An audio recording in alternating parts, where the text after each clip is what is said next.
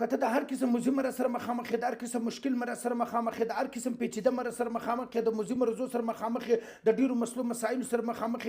یو بدن 200 مرزونه پکې ته ما ډیر علاجونه کړي دي ګرځېدل هم ستړي سو هم دردېدل هم زپل هم دنیا جان علاجونه چې دي هغه مې وکړ تمه مې وخته مایوس سوم بې بس سوم چې بس زه بالا نه جوړېږم ډاکټران ما ته جواب را کړی دي زه تا ته دا خبره کوم که تا ته د کوم ځای سره ډاکټران جواب درکړي د هغه ځای سره زه ستا علاج کوم او د هغه رقم چې کوم دي تا ډېر علاجونه کړي ته نه جوړېږي زه د هغه ځای سره ستا علاج چې دي هغه شروع کوم او زه چې کوم ستا علاج کوم د طب په دنیا کې په بهترینه طریقه سره کوم علاج کوم د طب په دنیا کې زه په هغه بوټو سره په هغه نسخو سره زه ستا علاج کوم چې 1400 کاله مخکې رسول الله احمد مجتبی محمد مصطفی صلی الله علیه وسلم چې په کوم نسخو سره په کوم بوټو سره خپل علاج هم کوي خپل هم استعمالول او صحابه کرام رضوان الله تعالی علیهم اجمعین ته هم د هغو نسخو سبق ورکوي چې دغه بوټي ته استعمال کړي په دې کې شفا ده زه نن په اوس زمانه کې زه ستا په هغه نسخو سره علاج کوم که هر قسم موضوع مرض الله به داسې تا ته به الله داسې شفا درکړي لکه ده ته چې الله تعالی شفا ورکړله لکه د دې مریض ته چې الله تعالی شفا ورکړله سی مریض ډېر په تکلیف د چیش سولو ډېر زیات په تکلیف د دماغ و میرګۍ پیری و شاباس کې د دماغ سره ډېر په تکلیف او بل د اعصابو تکلیف زیات ولو او د میرګي پیری مسله وله پر مریض باندې د دې مریض دغه د ناستې پر مریض باندې جټکې راکړلې بار بار چې دی هغه جټکې پر راکړلې ډېرې جټکې پر راکړلې کله د جټکې پر رالي چې موږ سره ولاکه دی ولې چې دا دې پاتې سي یعنې دومره جټکې پر راکړلې د دې ګر څه تمه ختلې او دې ګر څه دا نه ویلې چې دی دا مریض به پاته سي د دې تمه ختلې او دې به ګر څه دا نه ویلې یعنې دی ول دا مریض به ګر څه ختم سي او جټکې چې کوم دی هغه بار بار پر راکړلې هغه بس په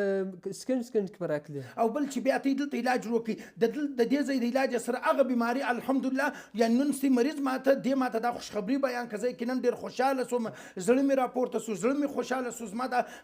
که د مریض هر څومره د الله د درسه تمه وخیږي مګر زما تمه چې ده هغه د الله د درسه زما تمه چې ده هغه نه خیږي ولې په دې باندې الله وایي ته زما د درسه مه نه امیده کېږي بسم الله الرحمن الرحیم لا تقنطوا من رحمت الله الله وایي زما د رحمت څخه مه نه امیده کېږي که هر قسم موضوع مرض دی زه ختموم مګر نن سي مریض دا د ناسې جک جوړ دی الحمدلله الحمدلله الحمدلله دا زموږ ته ټولو دپاره د خوشحالۍ خبره ده زه هم که ته د هر قسم موضوع مرض سره مخامخ یې که ته د شوګر بلډ پرېشر کولیسټرول تایرویډ یوریک اسید هر قسم یا دغه رقم چې کوم دي موضوع مرضونه په بدن کې که چېرې ستا بدن یو وي او 200 بیماریانې پر راکوټوي بیا هم زه د الله په فضل و کرم سره علاج کوم شفا څوک درکوي ښایسته الله رب العالمین شفا درکوي خو صرف ستا دپاره دا شی پکار دی چې د همت لستوڼي راټول کړي او دغه مایوسي چې دغه ختم کړي زه چې په کومو بوټو سره ستا علاج کوم زه تا ته دا خبره کوم په تېرو ورځو کې یو مریض راغلی دلته پلار یې راوستي ول پر دا مریض باندې جټکې راځي دلته در سره کښېنو ته به یې ووینې مال چې زما ځای دې راوستي بیا جټکې نه پر راځي زما ځای دې راوستي پر مریض باندې بیا جټکه نه ده راغلې پلار یې داسې ګوته په غاړ شو ویل دا څنګه ول ما دونه علاجونه کړي دي او په کور کې بار بار 15 منټه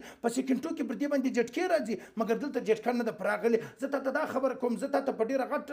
وعده سره وایم چې الله تا ته شفا درکړي په ډېره غټه دعوه سره دا خبره کوم چې زما ځای له مریض ته راوستي دوا خو څه کوي چې دوا نه په وکړي چې په زما په ځای کې مریض پښه کښېښول الله شفا ورکړي چیرې چې زه دوا ورکړم او په اوله پرچې سره ډېر مریضان ته الله شفا ورکړې ده دا هر قسم موضوع مرض سره ته مخامخ یاستئ ته به هم الله شفا درکړي صرف د همت له ستوني راټول کړي